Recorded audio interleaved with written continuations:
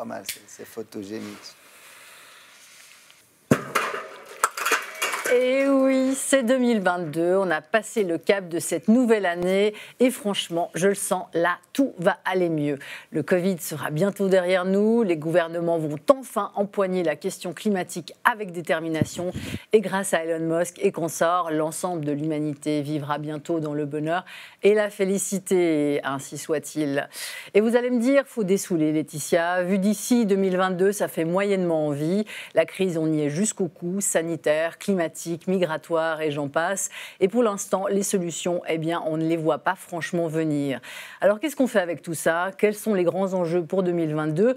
Eh bien, on va poser la question à nos invités ce soir autour de la table du Point, avant de retrouver en fin d'émission, vive le nouvel an, Alexandre Kominec, de retour lui aussi de son très très long réveillon. Bienvenue et bonne année à vous toutes et tous sur l'Aimant Bleu.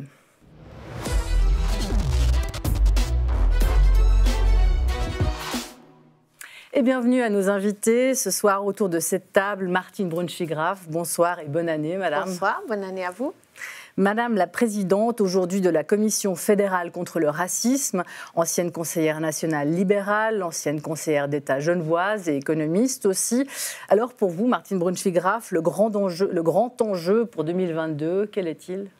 Pour moi, le grand enjeu, il est dans la cohésion par rapport à la société, parce que quand j'observe les choses, on a des enjeux en Suisse et ailleurs sur l'âge, entre les jeunes et les vieux, ou les personnes âgées.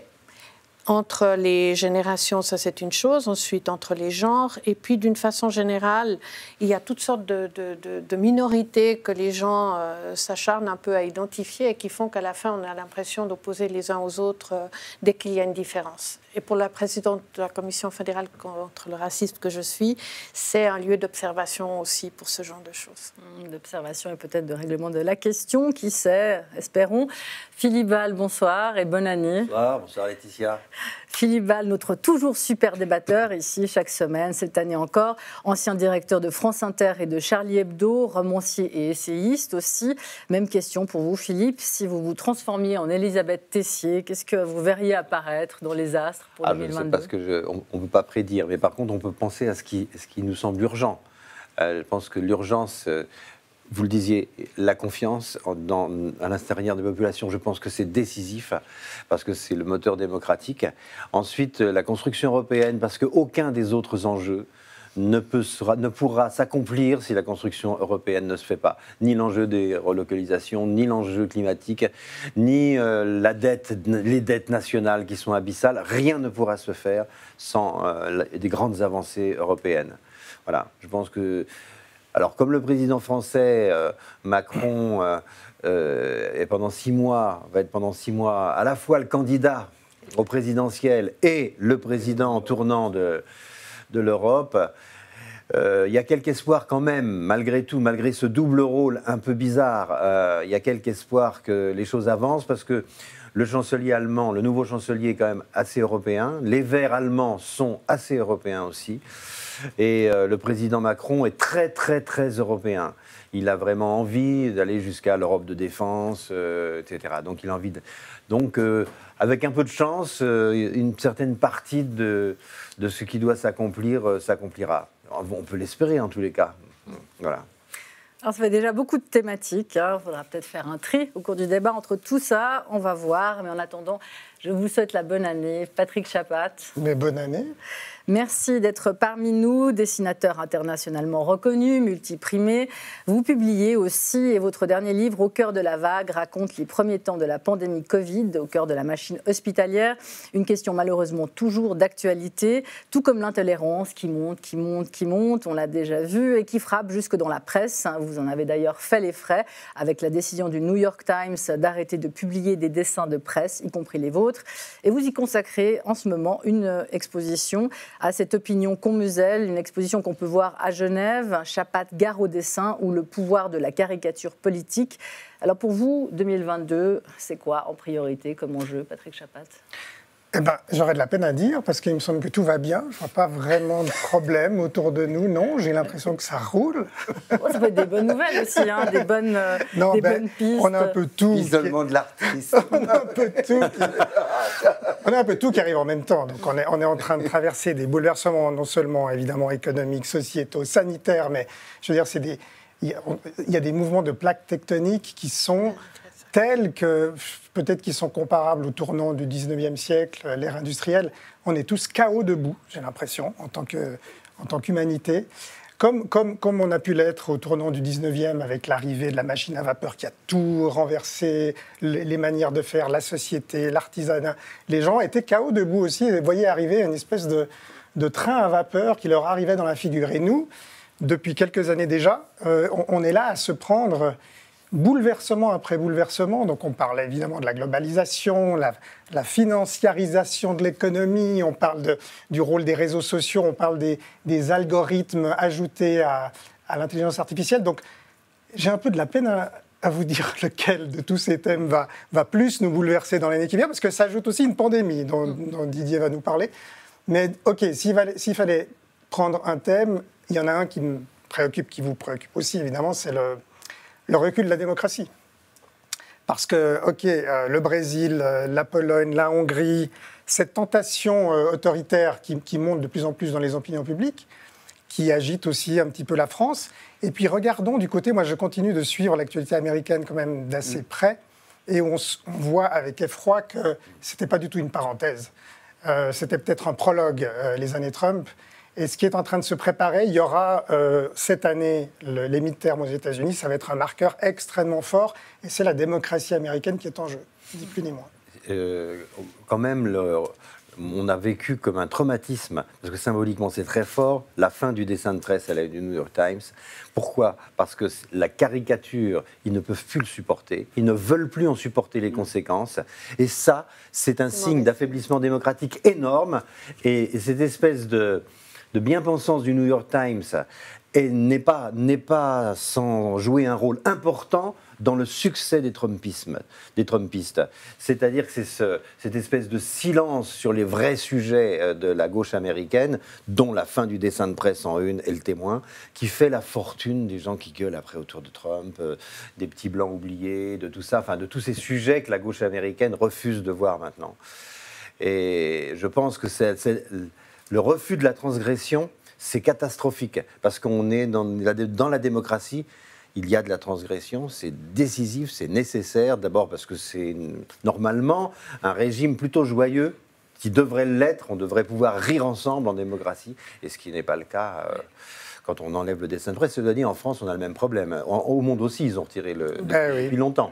Alors, on va pas commencer tout de suite le débat, hein, avant en tout cas d'avoir présenté Didier Pittet, notre dernier invité, mais c'est le début de l'année, hein, on est dans l'effervescence, donc Didier Pittet, bienvenue et heureuse année à vous. Merci. Professeur star des hôpitaux universitaires de Genève, mondialement reconnu pour avoir popularisé l'usage du gel hydroalcoolique, cette solution qui nous ruine les mains depuis 2 ans, mais nous aide aussi... surtout à lutter contre la pandémie. Le Covid, d'ailleurs, qui a achevé de vous rendre célèbre. Vous étiez un des protagonistes du livre de Patrick Chapat. Héros de BD, Didier Pittet. Héros de BD depuis toi, Patrick. Héros de BD, on le voit à l'écran, hein, votre portrait dans ce livre l'année passée. Et vous avez été aussi nommé par le président Emmanuel Macron à la tête de la commission chargée d'auditer la gouvernance de la crise Covid au niveau français. Rapport rendu en mai. Donc j'ai un peu ma petite idée sur quelle thématique vous préoccupe pour 2022, mais je vous laisse la parole, Didier Pittet. Alors écoutez, je ne sais pas, Patrick a dit tout à l'heure qu'on avait vécu un problème sanitaire. Je ne sais pas de quoi tu veux parler. Non, écoutez, bon, effectivement, cette pandémie, il va falloir en sortir. Et je pense que la sortie de crise, c'est quelque chose de difficile, c'est quelque chose qu'il faut réussir. Et puis j'ai beaucoup aimé ce qu'on a dit au commencement, il faut savoir faire société. Et il va falloir que la société comprenne qu'on sort ensemble d'un événement comme celui-là. Et qui dit société, ne dit pas évidemment uniquement société genevoise ou même suisse ou même européenne, mais évidemment une certaine universalité, donc des efforts d'universalité pour cette sortie de crise qui comprendra toute une sortie d'éléments. Une des choses qui, pour moi, est quelque chose qui est tout à fait prioritaire, mais c'est évidemment un tout petit peu mélangé à ce qu'on a vécu depuis 2 ans, finalement, depuis ce début de pandémie. C'est qu'au fond, tant les scientifiques que la société, que les politiques ont été mis à l'épreuve de la pandémie.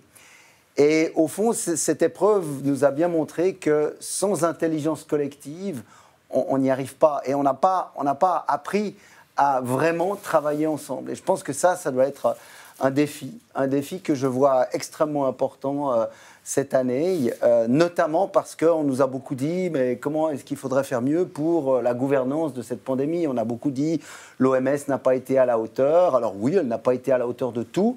Pourquoi? Parce que l'OMS n'est pas fait pour gérer une pandémie. Elle est là, techniquement, elle est normative.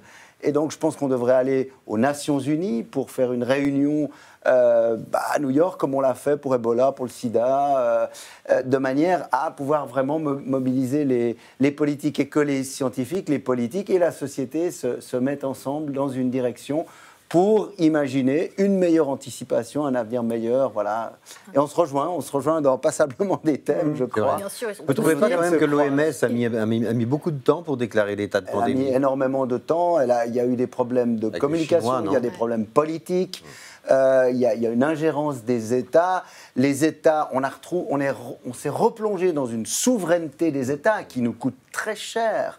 Et puis, Patrick parlait de démocratie tout à l'heure. Alors, la Suisse est une démocratie dite parfaite, mais on a vu aussi les limites de notre fédéralisme dans la gestion de cette crise, qui a fait vraiment problème, avec toute une série d'exemples. Donc, ça veut dire qu'on doit vraiment travailler. Il n'y a pas de système politique idéal, mais on doit vraiment tirer les leçons de cette crise pour une meilleure anticipation du futur. Alors effectivement, il y a une grosse remise en question du politique et du sanitaire, enfin des médecins, de la science. Aujourd'hui, on le constate. C'est quelque chose qui vous a surpris, ça? En tant que médecin, vous vous êtes dit tout d'un coup, est-ce que vous aviez conscience que les gens n'étaient pas toujours tous d'accord avec vous? Oh, oui et non, parce qu'on a l'habitude, n'est-ce pas, quand vous avez la chance de traiter un patient unique, vous savez très bien que parfois le patient ne suit pas son traitement ou est opposé ou a tout lu sur Internet avant, etc. Donc, au plan individuel, c'est quelque chose qu'on connaît. Au plan collectif, ça devient plus compliqué lorsqu'il faut justement faire société. On le voit avec le problème de la vaccination, ça pose toute une question, les gens disent les droits humains, etc. Or, si on veut vraiment pouvoir sortir, et on est dans une direction de sortie, indéniablement, on a les outils de sortie, mais on n'a pas les modes idéaux d'application de ces outils. On n'a pas le respect des... Alors, probablement que les scientifiques ont été en partie, je dis bien, discrédités au cours de cette crise. Certains politiques ont également été totalement discrédités, ou se sont même discrédités eux-mêmes. Il y a des très bons exemples. Patrick, tu citais Bolsonaro tout à l'heure, tu citais Trump, je veux dire, on voit la couverture vaccinale en Hongrie, elle est de 30%. Pourquoi? Parce qu'il y a une résistance au gouvernement, puis il y a Poutine. Donc on voit bien les relations entre, finalement, le scientifique qui serait censé pouvoir donner un éclairage aux politiques qui devraient pouvoir prendre les décisions. Est-ce que justement, Martine Brunschweiger, ce rôle phare que la politique a beaucoup donné aux sanitaires, c'était pas un peu se décharger? On les a pas un peu envoyés au casse-pipe comme ça? Non, alors peut-être qu'il y a une chose qu'il faut dire au départ et à laquelle on est tous confrontés, scientifiques, politiques, c'est qu'on ne sait pas. Il y a beaucoup de choses qu'on ne sait pas et qu'on apprend en marchant. Et ça fait quand même un sacré bout de temps qu'on n'avait pas vécu des situations dans lesquelles on est confronté à l'incertain d'un jour à l'autre. On attend des scientifiques qui vous disent des choses définitives, ce qu'ils ne peuvent pas faire, parce que par définition, ce n'est pas le rôle du scientifique. On attend des politiques, soit qui collent un pour un à des déclarations qui ont été faites au jour J, ou qu'ils s'en détachent parce qu'ils sont, d'une certaine façon, trop inféodés à ceci ou à cela. En fait, de dire « je ne sais pas » ou « je ne vous dis aujourd'hui que ce que je peux vous dire ou de ce que je sais, mais il faut qu'on admette ensemble que pour aujourd'hui, c'est tout ce qu'on sait. » Et donc, c'est pour ça qu'on prend les principes de précaution X et Y et de donner du sens au fait qu'on peut hésiter, de donner du sens au fait qu'on prend des décisions qui sont forcément limitées dans le temps et qui doivent être ajustées. De ne pas simplement dire « on les fait pour les 3 semaines à venir », c'est plus le discours qui manque. Et je pense que le discours politique, il devrait davantage aussi essayer d'expliquer ça. Alors, chemin faisant, il y en a qui ont essayé de le faire. Mais de dire « je ne sais pas », c'est pas si compliqué, mais c'est pas quelque chose à quoi on est habitué dans le moment, et les citoyens sont pas habitués non plus à ce qu'on leur dise. Comme vous Dans tous l'avez les dit, cas, on n'aura pas appris que la politiques. vérité scientifique est une vérité provisoire, mais que cette vérité provisoire sauve des vies. Et qu'il faut quand même confiance dans la vérité provisoire de la science. Il faut quand même avoir cette culture-là. Et il y a deux sortes d'erreurs avec le Covid que les gens ont confondues. Il y a les erreurs qui ont été faites par ignorance, que nos hommes politiques, nos personnalités scientifiques ont faites parce qu'ils étaient devant une chose inconnue et ils ont le droit de se tromper. Bien sûr, on préfère quand ils ne se trompent pas, mais ils ont le droit. Donc, il y a eu les erreurs par ignorance, il y a eu les erreurs idéologiques, ce qui n'est pas les mêmes. Celle de Bolsonaro, par exemple, c'est une erreur idéologique. Il décrète que ce sont en réalité des formes de complotisme. Voilà. Et ce n'est pas les mêmes erreurs. Le problème, c'est que les gens aiment bien confondre ces erreurs, mélanger ces types d'erreurs. Or, il va falloir bien un jour, si on veut que la confiance se rétablisse en 2022, savoir faire le tri entre ces erreurs légitimes, on pourrait dire, et ces erreurs qui sont des escroqueries. Voilà. Mais Didier, toi, tu parlais de cette sortie. On aurait pu avoir cette discussion au début de l'année dernière, début 2021, parce qu'on était en train de se fixer une sortie, de voir une sortie. On avait un panneau sortie de crise qui était plus ou moins à l'été 2021. Et ce qui est terrible avec cette crise, et c'est là que j'ai peur de crise sanitaire, on est vraiment passé à une crise sociétale et politique, et que là, maintenant, on a compris en 2020 qu'on ne savait pas, les politiciens ne savaient pas. Les experts, ça c'est un autre élément très fort, les experts qui sont la parole à laquelle on se remet, les experts se sont contredits parce qu'ils viennent de champs différents, ils ont des compréhensions différentes. Un épidémiologiste ne va pas du tout avoir le même discours qu'un pédiatre aujourd'hui quand on parle de la vaccination des enfants. Donc ça peut être vu comme une partie de l'opinion, ce qui est normal, mais c'est vu comme une contradiction de ceux qui sont censés détenir une vérité. Donc, tu parlais d'intelligence collective, on est maintenant dans un sentiment de cacophonie collective sur fond de buts qui s'éloignent. En fait, le but, chaque fois qu'on s'est fixé avec le Covid, tu ne vas pas me contredire, s'éloigne parce qu'il y a des nouveaux éléments. Donc on est en train de courir vers la ligne d'arrivée, puis tout d'un coup, l'espace-temps se dilate, la ligne d'arrivée s'éloigne, il y a eu Delta qui a changé la donne, Omicron. Chaque fois, les gens se reportent sur une nouvelle certitude. On essaye de se dire, voilà, on arrive à ce résultat, mais le résultat s'éloigne. Donc, on en arrive à une grande confusion qui est, à mon avis, dangereuse aujourd'hui. Est-ce que ce ne serait pas le moment, justement, d'arrêter d'appeler ça une crise et de dire maintenant qu'on est dans la gestion d'un état constant, pandémique, dont on ne sait pas l'issue. On en parle depuis un certain temps, bien entendu. On parle toujours d'une crise parce qu'évidemment, on l'a dit, mais on l'a dit d'emblée, la crise sera sanitaire pour commencer, mais très vite économique, sociale, sociétale. Et ça, on l'a bien vu et on le sait. Ça change la gestion. Si on n'est plus dans un état de crise, on ne gère pas ça de la même manière, le médecin ni le politique. En fait, on dit volontiers que cette crise ou cette pandémie, ou appelons-la comme on veut, elle est faite de deux phénomènes essentiels. Il y a une crise qui est systémique, où on voit les erreurs de système, et on peut citer tout de suite. Et il y a une crise, on ne devrait même pas appeler ça une pandémie, on devrait appeler ça ce qu'on appelle une syndémie.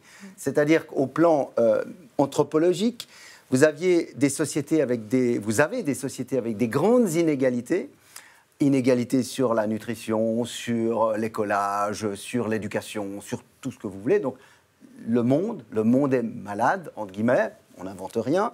Et puis, vous amenez un projecteur. Et ce projecteur, c'est Covid, qui finalement va vous montrer... C'est un révélateur des problématiques de société. Et c'est pour cela que quand vous regardez... Par exemple, on a fait des enquêtes en Seine-Saint-Denis, qui était un des endroits les moins privilégiés de l'Île-de-France. On voit bien que le taux de mortalité parmi les Maghrébins, parmi les Asiatiques, parmi les non-Français et parmi les Noirs africains est pas du tout le même que dans la population classique, à la fois française ou même à Saint-Denis, en Seine-Saint-Denis. Et donc, ça veut dire que vous mettez un projecteur sur les problèmes de société, évidemment, à ce moment-là, tout explose. C'est-à-dire que tout vous apparaît comme la réalité qui vous paraît évidente, mais que certains ignoraient. Oui, alors, mais là, il y a un biais précisément. C'est super intéressant ce que vous dites. Et quand vous regardez, quand le projecteur Covid arrive, par exemple, sur la Seine-Saint-Denis, vous voyez le résultat, mais l'interprétation est biaisée. Je vais vous dire pourquoi. Et ça rejoint ce que vous disiez tout à l'heure. La question, c'est la confiance. Le problème, si on se fait confiance, on gagne du temps. Bien, la défiance, autant la vigilance est une vertu, autant la défiance est une tare. Voilà, c'est ça. Qu'est-ce qui se passe en Seine-Saint-Denis aujourd'hui ? Quand on nous dit « faites-vous vacciner maintenant, vous n'avez plus besoin de prendre des rendez-vous, les plus de 60 ans, les machins, les jeunes, les vieux, allez-y ». Vous tapez sur Doctolib en France et vous arrivez à des rendez-vous en mars. Donc ça ne va pas du tout, bon, on va ouvrir ça, on va refoutre des vaccinodromes partout, ok. Mais si vous allez, vous prenez le métro, vous allez en Seine-Saint-Denis, vous êtes piqué le jour même. Parce qu'en Seine-Saint-Denis, ce n'est pas qu'on ne peut pas se faire piquer, c'est que les gens ne veulent pas se faire vacciner. La Seine-Saint-Denis est le département de la défiance. Les gens ne font pas confiance dans le gouvernement, ils ne font pas confiance ils n'aiment pas Macron, donc ils ne veulent pas se faire piquer. Ils n'aiment pas les laboratoires pharmaceutiques, parce que les laboratoires pharmaceutiques vous transforment en antenne relais, comme vous savez, et donc ils ne veulent pas se faire piquer. Et vous vous faites piquer en Seine-Saint-Denis du jour au lendemain. Vous voyez ce que je veux dire? Donc tellement il y a peu de demandes. Ça n'est pas une inégalité sociale, même s'il y en a en Seine-Saint-Denis, c'est idéologique le problème. Parce que c'est le département, à Montélimar, la spécialité, c'est le nougat, et bien en Seine-Saint-Denis, c'est la défiance. Pour en rester sur la responsabilité des politiques et des médecins aujourd'hui, pour l'instant, on était dans la réaction. Le fait est que maintenant, il y a des grandes questions qui se posent, des grandes questions éthiques, comme qui a le droit de vie ou de mort, si on parle de tri dans les hôpitaux. Ces questions-là, qui les organise? Quel est le débat de société aujourd'hui qu'on peut organiser nécessaire pour évoquer tout ça et pour donner un sens à tout ça? Moi, je trouve intéressant cette question sur le choix du médecin, parce que ça devait être au début des années 90. Je venais d'arriver au Conseil d'État et j'étais invitée à la faculté de médecine que j'avais en responsabilité avec l'université. Un jour, il y avait un débat où quelqu'un m'a interpellé, un des hauts médecins du Conseil décanal, pour me dire « Et vous, les politiques, qu'est-ce que vous faites pour nous dire ce qu'on doit faire en termes de choix ?»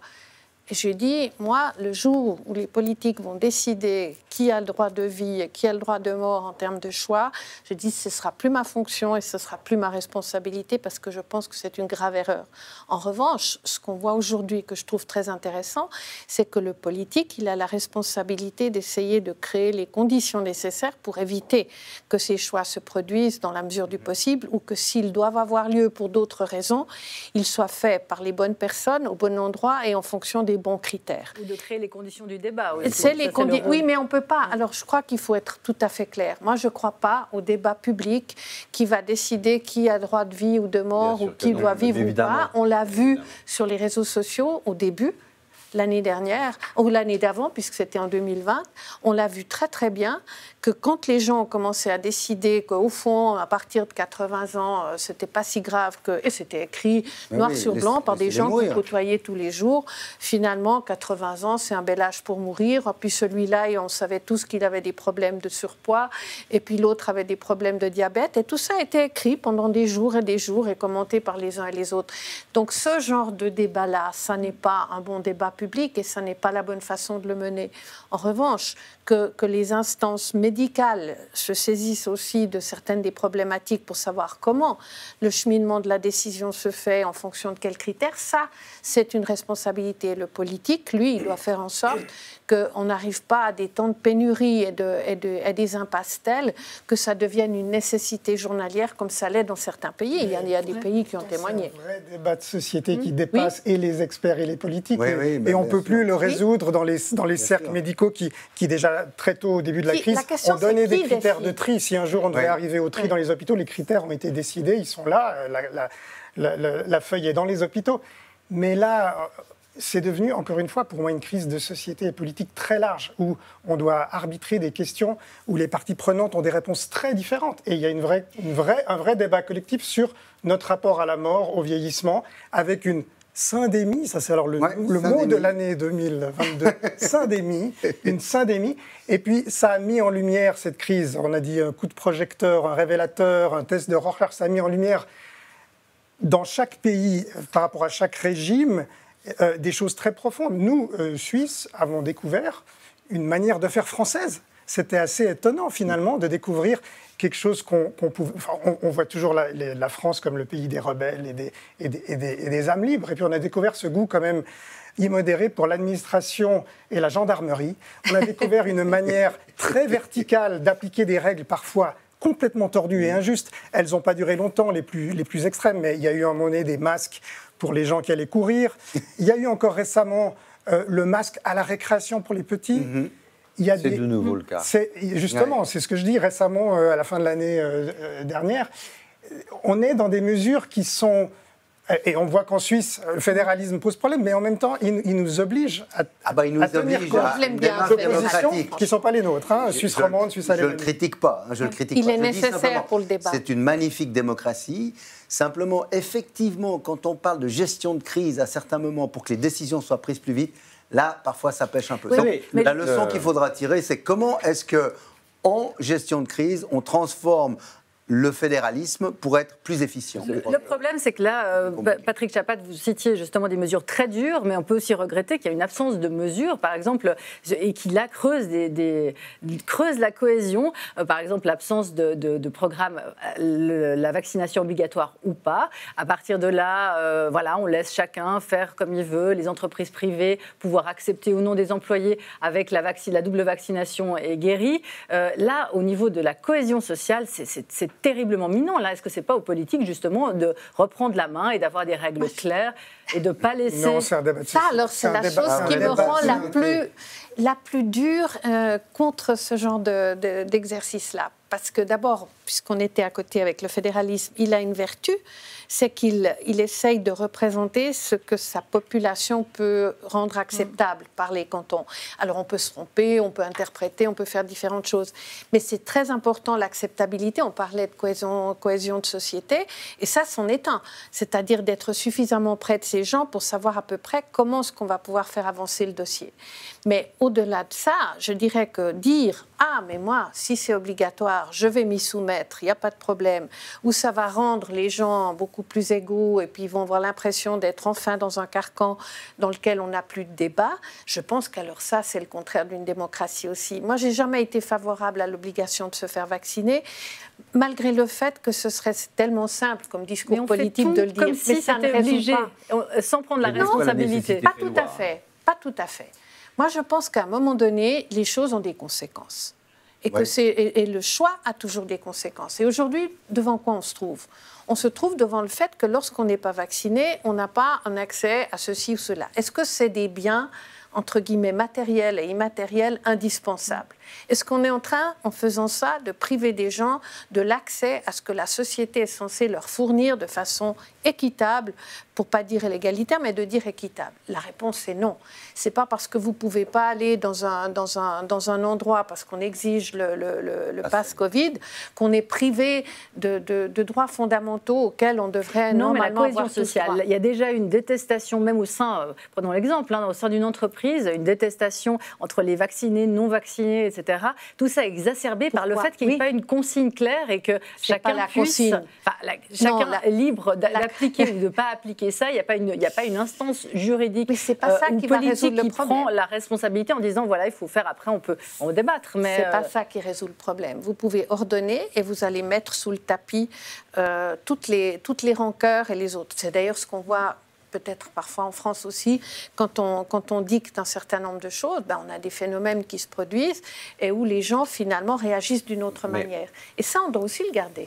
On ne pourra pas faire en sorte que les choses avancent à peu près raisonnablement si on ne pose pas la question qui est liée à la confiance, c'est la question de l'autorité. Non pas de l'autorité qui s'exerce, aliénante, comme dans une cour de caserne, mais l'autorité du savoir et l'autorité des experts. Ce qui pose un problème dans la culture suisse, par exemple, où tout est discuté par des gens qui ne sont pas des experts, c'est les gens qui font des votations. Mais au bout du compte, il y a des systèmes de rattrapage en Suisse, finalement.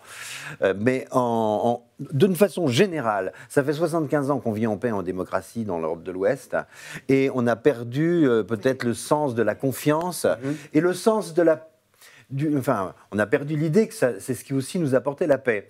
Donc ça, c'est un autre sujet, mais c'est très grave. C'est un vrai sujet. C'est un vrai sujet. C'est un vrai sujet.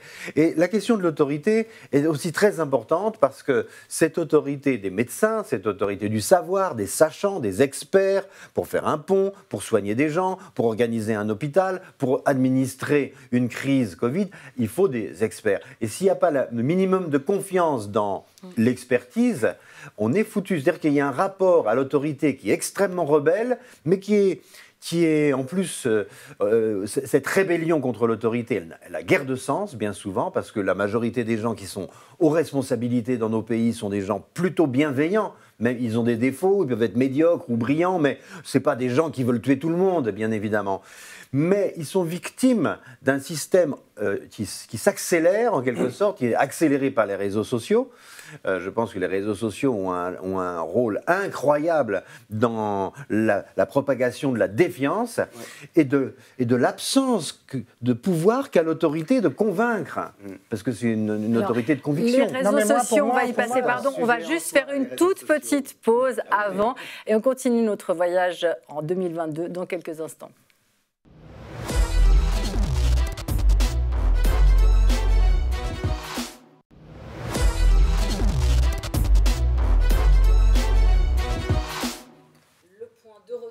Quels sont les grands enjeux pour 2022 ? On en parle maintenant. Et tout ça, bien sûr, en attendant le retour tout frais, tout rose pour la nouvelle année d'Alexandre Kominec en fin d'émission. Donc, on était sur cette fracture sociale qui a été révélée ou accélérée par le Covid. Patrick Chapat, c'est quelque chose qui se traduit évidemment beaucoup aux États-Unis notamment. Quelque chose qui met aujourd'hui, vous l'avez mentionné, en danger la démocratie. Oui. Et pour faire le lien avec ce qui venait d'être dit, vous avez parlé du problème de l'autorité. Moi, j'y vois surtout, on parlait de la syndémie et plus la pandémie, plutôt que le problème de l'autorité, le problème de la cohésion sociale. Et que ça va au-delà de l'affirmation des politiques et des experts. Il faut trouver une cohésion sociale dans ce qui devient endémique. Comment on va absorber cette grande crise. Et le problème de la cohésion sociale, on le retrouve absolument partout. Et aux États-Unis, la cohésion fracturée des États-Unis, qui ne date pas d'aujourd'hui, hein, qui date de Clinton, de son impeachment, des années Bush, petit à petit, cette fracture de plus en plus profonde de deux camps totalement irréconciliables, qui se voient en ennemis, elle a culminé avec les années Trump. Mais ce qu'on a vu en janvier 2021, cette prise d'assaut du Capitole, ces appels au coup d'État, en fait, du président sortant, cette non-acceptation du résultat, c'était stupéfiant. C'était le couronnement de ces années absurdes. Et Dieu sait si je les ai vécues comme dessinateur de presse. J'étais première loge pour essayer de rendre compte de ces années Trump. Mais en réalité, j'étais quand même persuadé en janvier de l'année dernière qu'il y avait un tournant, que là, les Républicains allaient en profiter pour se débarrasser de ce problème, qu'ils avaient compris que c'était allé beaucoup trop loin, et que quelque part, le bon sens allait se réveiller. Mais c'est ce qui s'est passé dans l'année écoulée. On ne le voit pas tellement, on n'en parle pas beaucoup. On va beaucoup en parler en 2022 parce qu'il y aura les midterms, donc les élections au Sénat et au Congrès. Et là, depuis des mois, non seulement Trump, il prévient, il arrive à resserrer sa mainmise sur le parti, non seulement il élimine ceux qui ne sont pas dans sa ligne, mais en plus, il y a le gerrymandering, donc les districts électoraux sont redessinés en faveur des républicains qui rendent leur victoire certaine dans bien des États qui ont voté jusqu'à présent d'une manière plus incertaine. Il y a aussi petit à petit des pro-Trump, donc des complotistes en gros, qui sont en train d'entrer dans les structures électorales de chaque État. Il y a des États qui ont passé des lois qui permettent à la Cour suprême de l'État de casser le vote du peuple lors de la prochaine élection présidentielle, donc de faire ce que Trump n'avait pas réussi à faire. Bref, il y a tout un dispositif qui se met gentiment en place, qui est la professionnalisation des éléments du coup d'État dont Trump ne disposait pas en janvier 2021. Donc ça fait juste un tout petit peu peur de voir ce qui se passe aux États-Unis.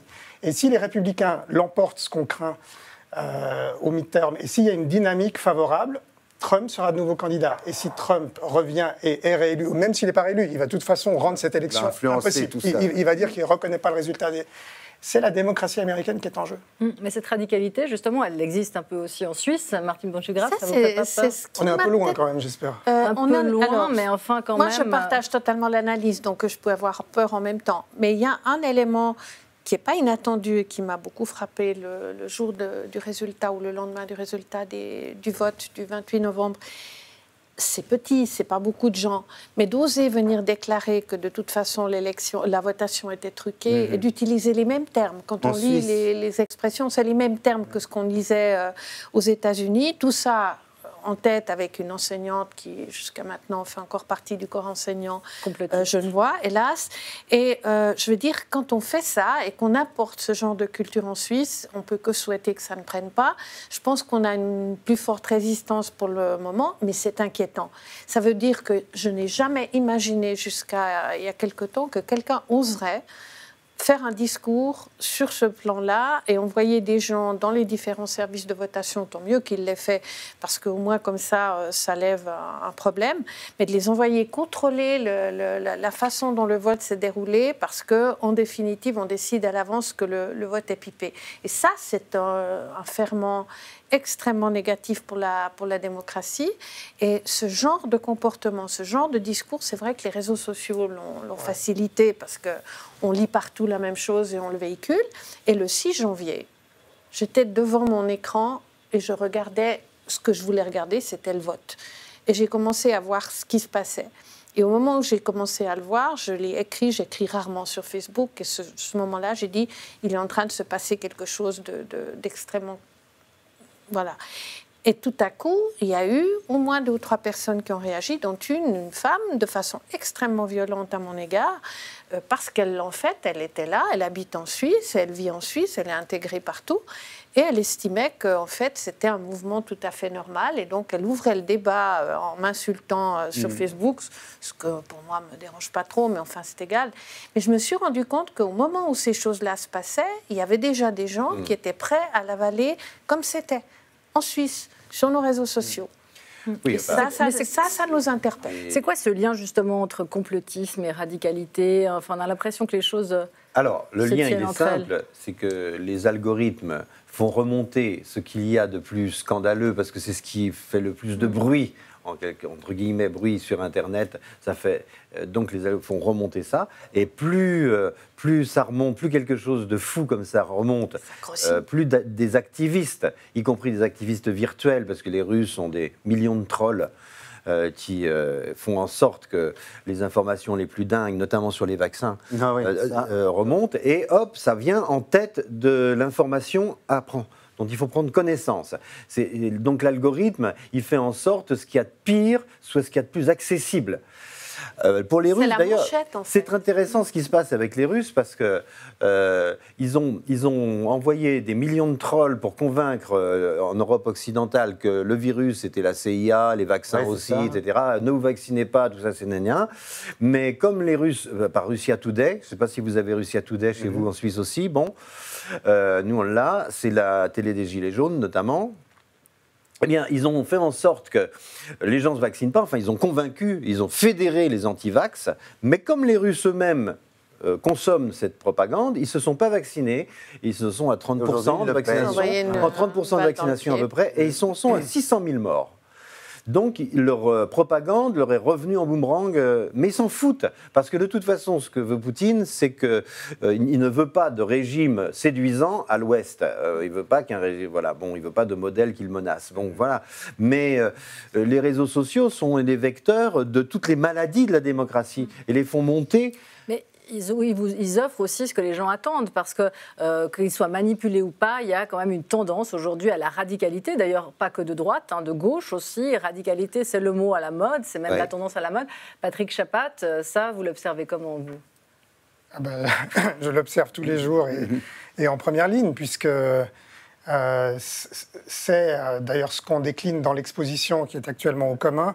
On essaye de voir les différentes menaces qui pèsent sur le dessin de presse, et le dessin de presse n'est qu'un signal d'alarme de ce qui concerne la démocratie en général, enfin la société en général. C'est un bon canari dans la mine. Voilà, c'est ce que l'expression américaine, mais je veux dire, les réseaux sociaux, la pression des réseaux sociaux cette foule moralisatrice, cette meute sur Internet, qui aujourd'hui fait que il y a un renversement du pouvoir. Les médias sociaux intimident les médias traditionnels. La vraie puissance est du côté de ces leviers, de ces amplificateurs de haine, de fausses informations et de colère, algorithmiques. Et ça crée un effet levier tel qu'il n'y a pas une institution aujourd'hui. Alors les médias s'inclinent. Le New York Times a décidé de supprimer les dessins de presse. Ils ont été très cohérents parce qu'en faisant ça, ils n'ont plus de problème à gérer la liberté. Ils ont fermé un espace de liberté, mais au moins, ils n'ont pas à gérer ça. C'est beaucoup plus simple. Le Monde a été beaucoup plus ambigu parce qu'eux, ils se sont excusés 2 ans plus tard en France, pays de « Je suis Charlie », pays des libertés. Ils se sont excusés en quelques heures d'un dessin de Xavier Gorce qui a mal passé. Et puis là, ils continuent de publier des dessins. Ils n'ont pas supprimé le dessin, mais enfin... Ce sont des non-dessins. Ils ont avalisé la parole de ces foules en colère, de ces revendications, de ces susceptibilités à fleur de peau qui se sont exprimées. Et c'est des vraies campagnes. Et on ne sait pas réagir. Donc je dis, ça concerne la presse, ça concerne toutes les institutions aujourd'hui. Ça concerne les écoles, ça concerne les entreprises. Dès qu'un shitstorm, qui est souvent manipulé par certains activistes, se soulève, là, on court vers la sortie, on va vers le damage control, on fait du service client. On s'excuse. Et on croit faire disparaître le problème comme ça. On ne gère pas les vraies problématiques. D'accord, c'est le moyen de pression, mais dans les faits aussi, il y a quand même cette radicalité qui, qu'elle soit générée par les réseaux sociaux ou autres, est tendancielle. Et on la vend aussi comme une efficacité contre l'inefficacité des politiques.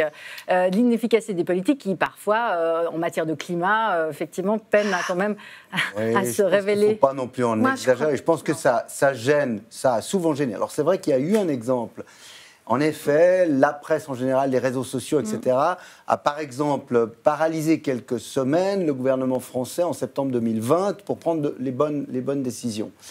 En dehors de ça, évidemment, tous les experts, et on revient un tout petit peu dans le domaine du Covid, mais c'est vrai dans tout d'autres domaines, la plupart des experts qui sont sur les réseaux sociaux se font insulter en permanence. Voilà. Je veux dire, moi j'ai déjà été cité 12 fois comme premier témoin à Nuremberg 2, pour les droits humains, je vais être accusé, on va s'occuper de moi, il y a des menaces dans tous les sens. Ça c'est vraiment très contre-productif. Vous apprenez à ne pas les lire, vous regardez qui vous envoie ces messages. Oui. 90% sont des anonymes. Hein, alors voilà, c'est déjà le courage politique certain. Et puis certains autres, évidemment, surfent sur la vague. Et donc, mais c'est un vrai problème de société qui va aussi pouvoir régler. Mais on le résout comment, justement, Philippe Val, ce problème ? Vous qui travaillez sur les questions de racisme, parce que les réseaux sociaux sont des acteurs puissants. Et notamment, vous savez que tous les complotismes, à un moment ou à un autre, ils convergent sur l'antisémitisme, à un moment. Et c'est là qu'on voit vraiment comment explose la capacité d'explosion ou d'implosion d'une société. C'est parce qu'on voilà. Ok, sur le constat, mais comment on régule tout ça ? Parce que alors, justement, excusez-moi, juste pour finir, parce qu'il y a eu des changements politiques, enfin, il y a Valérie Pécresse qui est arrivée en tête, Macron qui va y aller, et leur programme, ils affichent très vite quelque chose de positif dans ce qu'ils vont faire. Et ils ont en commun, les deux, de promettre, de dire on travaille avec l'Europe pour réguler les réseaux sociaux, en interne, pour empêcher la haine en ligne, etc., et ensuite pour réduire leur puissance. Donc il va y avoir des décisions politiques, je pense, importantes, j'espère, et efficaces dans les 6 mois qui viennent. Vous y croyez, Martine von Schubert, ces décisions importantes en matière de GAFAM ? J'y crois à moitié par rapport à la législation. Les Allemands ont commencé avec la régulation législative, c'est pas vraiment les choses. Moi, ce que je voulais souligner ici, c'est les réseaux sociaux. Et il faut savoir si c'est l'instrument, parce qu'il y a un véhicule qui est le réseau social, avec ses constructions et autres. Puis il y a les utilisateurs. Et ceux-là, on dit aussi c'est les réseaux sociaux quand on parle de ça. Et en fait, ce dont on parle, nous, c'est plutôt des utilisateurs. Alors, oui, on peut certainement réguler un certain nombre de choses d'une façon ou d'une autre. Mais pour moi, ce qui se passe maintenant et qui se passe depuis un certain temps, ça ne va pas se réguler à coup de loi ou d'interdiction ou d'autres choses. Non. Peut-être qu'il y a une ou deux choses, par exemple, comme atteindre les responsables au bon endroit, et quand on est un réseau social, cette fois l'instrument de dire non, mais ce n'est pas le bon territoire, donc c'est impossible à réguler parce que la personne qui l'a fait n'est pas au bon endroit, le siège du réseau social, c'est ailleurs. Ça, on peut le corriger. Il y a une solution à ça. Et elle est très simple, puisque moi j'étais directeur de presse, donc j'étais responsable devant les tribunaux. Quoi que ce soit qui se passe dans mon journal. C'est-à-dire que si un courrier, je suis allé au tribunal pour un courrier de lecteur, par exemple. Bon. Les réseaux sociaux sont des publications. C'est une publication. On ne peut plus nier maintenant que ce sont des publications. Donc, il faut obliger les GAFA à nommer par pays un directeur de publication qui est responsable devant les tribunaux. Point à la ligne, un responsable pénal. Déjà, ça va calmer le jeu. Je pense que ça, c'est effectivement un concept qui pourrait être très utile. Parce que c'est le droit commun. À partir de là, je me place du point de vue des acteurs, c'est-à-dire des acteurs que nous sommes tous, parce qu'on a aussi une responsabilité par rapport à ce qu'on voit, ce qu'on entend et ce qu'on lit. Et une des questions qui revient souvent et auxquelles on est très interpellé, maintenant on a lancé une cellule d'alerte, on va dire un lien d'alerte. On va tester le discours de haine dans le domaine du racisme et on propose aux gens de l'annoncer pour qu'on voit exactement où ça se passe, comment ça se passe et ce qui s'y passe. Ça, c'est un des points pour qu'on ait une meilleure connaissance des choses. Pour la Suisse, mais ça peut aider pour les autres aussi. La deuxième chose, c'est à quel moment on intervient ou pas. À quel moment, quand on intervient, on devient un acteur qui va encore renforcer la folie des autres. À quel moment il est indispensable quand même de réagir et de dire un certain nombre de choses, parce qu'au fond, ce sont des minorités. Elles font beaucoup de bruit, mais ce sont des minorités. Mais elles ont une faculté, elles disent toujours, ou plutôt elles disent toujours, nous parlons au nom d'une majorité silencieuse qui n'ose pas s'exprimer. C'est comme ça qu'on présente les choses quand on parle d'extrémisme et de des propos très brutaux. Dans la réalité, c'est une minorité, mais la majorité silencieuse, elle n'ose pas réagir. Et toute une des questions auxquelles les gens s'intéressent maintenant, parce que ce n'est pas facile à résoudre, c'est à quel moment on doit dire des choses et à quel moment, y compris les politiques, ne doivent pas s'exprimer. C'est une minorité qui fait le bruit. C'est une minorité avec effet de levier, oui, et l'effet de levier fait tout. Il fausse tout. Mais à quel moment on intervient? Il y a évidemment des lois qu'on a élargies, les lois sur le racisme et l'homophobie. Vous pouvez les interdire. Ce qu'on voit dans les réseaux sociaux, vous pouvez fermer une page. Vous pouvez faire beaucoup de choses. Ils réapparaissent, parce que là, on est dans un élément. Ce qui revient à ce que vous disiez. Donc, mais c'est des discussions qu'on a un petit peu depuis je sais pas, 2 ans. La question de l'anonymat sur Internet, la question de la régulation des GAFA. Maintenant, il y a le livre très à la mode de Shoshana Zuboff, Surveillance capitalisme, qui demande aux États-Unis et autres démocraties libérales d'interdire le vol des données, l'utilisation des données dans le dos de l'utilisateur, qui est la source de tous les maux pour elle et qui permet les algorithmes. Avec TikTok qui appartient aux Chinois, bon courage. Mais justement, vous y arrivez à la Chine. Ce qui va se passer, c'est qu'on va réguler, certainement, avec beaucoup de retard et trop tard. Mais en fait, si on anticipe un peu, l'Internet est déjà en train de s'atomiser. C'est-à-dire que demain, on va vivre dans un monde où il y aura un Internet chinois, un Internet occidental, un Internet indien, un Internet russe. C'est pour ça que la régulation... Et donc c'est la fin du rêve de cet Internet global et où chacun a la liberté de s'exprimer, où les dissidents peuvent, en fuyant leur pays, s'affirmer. Ce sera un monde atomisé où les pays vont reprendre le contrôle de la parole. Parce qu'il y aura peut-être justement, Martine Bourget, on va devoir laisser entrer Alexandre Cominec pour qu'il puisse s'exprimer aussi. Donc avant qu'on conclue, j'aimerais avoir juste en un mot, même un tout petit peu plus, Alexandre attendra juste 2 minutes, en un mot, attendre... Non, reste avec nous. Justement, le diagnostic, on est d'accord, c'est la fracture sociale, sociétale. Et comment on la résout, Martine Bourget-Graf, pour 2022 Peut-être qu'on commence par la résoudre en la nommant. Parce que je pense qu'un des gros problèmes quand on essaie de résoudre quelque chose, c'est de jamais dire ce qui est et de dire son nom. Et au fond, tout l'exercice qu'on a fait autour de cette table aujourd'hui, c'était de dire les choses telles qu'on les voyait, comment elles s'appelaient. Bon, après, il y a différentes. Après ça, je pense que ça prend du temps. Et ça prend probablement aussi beaucoup d'énergie, mais je pense que les acteurs individuels, on en a peu parlé là, puisqu'on parlait plus des réseaux globalement, ont une responsabilité aussi. Et je pense que dans une démocratie, chacun a la parole. Et rétablir la parole pour chacun et faire en sorte qu'il s'exprime, et dans des lieux qui soient tout à fait respectés et respectables, je pense que ça, c'est une chose à laquelle on devrait réfléchir. C'est compliqué, c'est un petit peu général ce que je dis, mais il faut se poser la question. Il n'y a pas toujours les autres qui font. Il n'y a pas tous les jours les autres qui doivent décider. On est des acteurs individuels, c'est ce qui fait qu'on est une démocratie. Sinon, on serait autre chose. Et voilà. Et donc, ça sera maintenant à Alexandre Communec de nous donner son avis sur ces questions-là. Ouais, c'est à toi. Même ça, il marche pas. Mon entrée est foutue. On me dit ça, vas-y, tu mets une ambiance. Même ça, ça marche pas. Ah non, mais c'est pas question, c'est début d'année, c'est Voilà. Oui. c'est bon. Super, l'entrée est foirée. Voilà, le respect a disparu en 2022 apparemment. Bon bah bonsoir tout le monde. Merci pour votre accueil. Bonsoir Laetitia. Bonsoir Alexandre et bonne année. Merci, bonne année. Bonne année. Alors, on verra, je sais pas si bonne année ou pas. Hein. Franchement, mais en tout cas, plaisir de commencer l'année avec cette émission. Vous savez qui je suis ? Alexandre, on a entendu Alexandre. Voilà, ouais. Bon, avant, hein. C'est avant. Mais ouais, je le pose la question parce que quand même en arrivant, elle m'a dit va mettre mon manteau là-bas et serre-moi un café. Donc voilà, je profite de ce moment-là. Même pas en rêve. Un jour, tu seras une star. Voilà. Non, mais c'est bien de commencer l'année avec une leçon d'humilité. Laetitia, ça me fait plaisir de te voir. Vraiment, moi aussi, vraiment, Alex. parce que j'ai pensé à toi. Ouais, j'ai pensé à toi pendant ces fêtes parce que à table, je faisais des blagues. Et personne rigolait. Donc ça m'a rappelé l'émission. Ça m'a rappelé l'émission, ça m'a rappelé le boulot. Voilà. Mais ça fait du bien de te voir heureux comme ça, de rire de mon malheur. Vraiment, ça fait du bien même de nous voir réunis comme ça, là, de voir un peu de monde, quoi. Parce que maintenant, en Suisse, il faut savoir que on recommande le pass sanitaire pour les réunions à plus de 10 personnes à l'intérieur. 10. Ouais. Bon, chez les Mans Bleus, on est tranquille, même en comptant les téléspectateurs. Bon. C'était pas dans le script. Écoutez, les amis, je vous souhaite une moins pire année 2022. Voilà. J'ai arrêté de dire bonne année depuis 2020. Franchement, je trouve que bonne année est une expression complètement obsolète.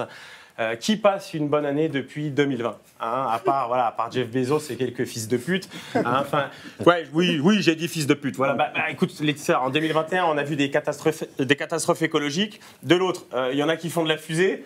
Voilà. Est-ce qu'on avait un meilleur adjectif ? Non. Le seul truc bien de 2021 pour moi, c'est le 28 juin 2021, Philippe, parce que c'est la Suisse qui sort la France de l'euro. Voilà. Hein, mais quand tes meilleurs moments de l'année, c'est même pas toi qui les vis.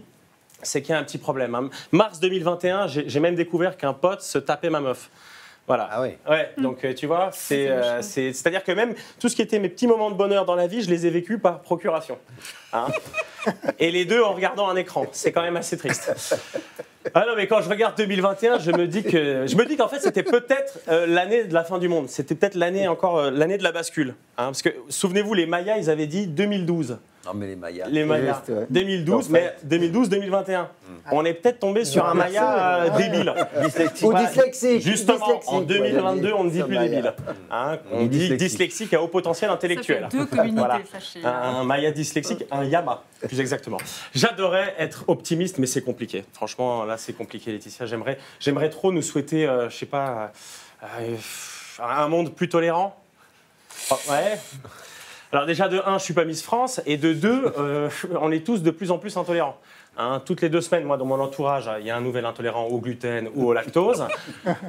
Au moins, ce qui est bien, c'est qu'avec un mec de l'UDC, c'est que t'as pas ce genre de surprise. Hein, c'est toujours la même intolérance. Hein. Tu demandes à un mec de l'UDC, tu préfères sauver des migrants ou manger de la fondue, il va te dire, est-ce que t'as un caclon ? Voilà. Le seul truc que je trouve bien, c'est que personne dans mon entourage n'a dit, là, 2022, je sens, c'est mon année. 2020, on s'est calmé. Hein. Moi, j'en avais marre autour de moi de ces gens qui disaient non, cette année, je vais tout niquer, cette année, je vais tout niquer, et puis qui, au final, niquent rien du tout. Si je parle de moi, Philippe, complètement. Bref, à celles et ceux qui nous regardent, je ne suis ni Maya ni franc-maçon, donc je ne peux pas vous dire ce qu'il en sera de 2022, mais je peux vous souhaiter la santé, hein, histoire qu'on puisse aller de l'avant et tout oublier de ces 2 dernières années. Enfin, pas tout, parce que je parle actuellement avec le Conseil fédéral, et parce que j'essaie de faire du 28 juin un jour férié. Il me semble logique qu'après avoir éliminé la France, nous fêtions tous la Saint-Sommer. hein. Alors, pas de célébration excessive. Hein. On se rend juste tous à la douane la plus proche et on klaxonne. Ou si vous ne pouvez pas, rendez-vous aux HUG. Voilà. Bonne année tout le monde. Bravo. Bonne année, Alexandre. Merci. Bonne année. Merci à vous toutes et tous. Ce soir, le point sur cette année qui commence, eh bien, c'est fini. On se retrouve la semaine prochaine pour parler des jeunes et de leur rapport compliqué à la politique. En attendant, une bonne et heureuse année à toutes et tous, on vous le souhaite. Et bonne semaine. Bye bye.